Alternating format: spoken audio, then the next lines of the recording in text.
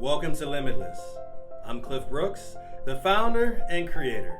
So I want to tell you a story about how my struggles with alcohol almost destroyed my life. 22 years ago, I started bartending, and then for the next 15 years, I struggled to quit drinking. I was serving drinks nightly at that point in my life. It felt like I was partying, boozing 8 nights a week, 25 hours a day. I was literally living to drink. So now I want to paint a picture for you. Bang, bang, bang. The gavel sounds. Mr. Brooks, you have been found guilty. You have been remanded to the custody of the Commonwealth of Virginia for the next 180 days. Bailiff, please take the defendant away. Click, click. Handcuffs go around my wrists. As I stood there with the handcuffs on, I asked myself, how could I have let this happen again? How could I have let things get so bad? I was arrested 4 times in less than 10 years, 21 to 29, for driving under the influence. You see, everyone has a story, and in your life, there's a winner and there's a loser. Unfortunately for me, I played both roles. It took me 5 more miserable years after that 4th conviction to be able to finally quit drinking. And it was not a pleasant experience. My father passed away.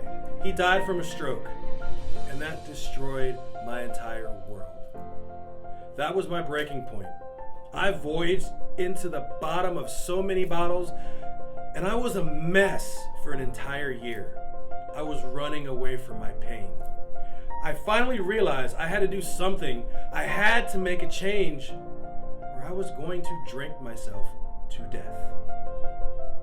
I tried to control my drinking, and that worked for 5 years until I had one final blackout in Louisville, Kentucky on St. Patrick's Day, 2014. I was on a work trip, and I took shots with a friend until I completely blacked out. And I was stumbling around a strange city all night long. I could have been robbed. I could have been beat up. Could have been hit by a car. I could have ended up in the hospital or killed. Somehow I found my way back to my hotel room, and then I spent the next day throwing up in the bathroom, and I did not even make the work event I was in town for. It was that day, that very day, while I was praying to the porcelain god, that I made the decision that I would never drink another drop of alcohol. And today, I stand here in front of you, and I'm proud to say that I'm 7 years clean and sober.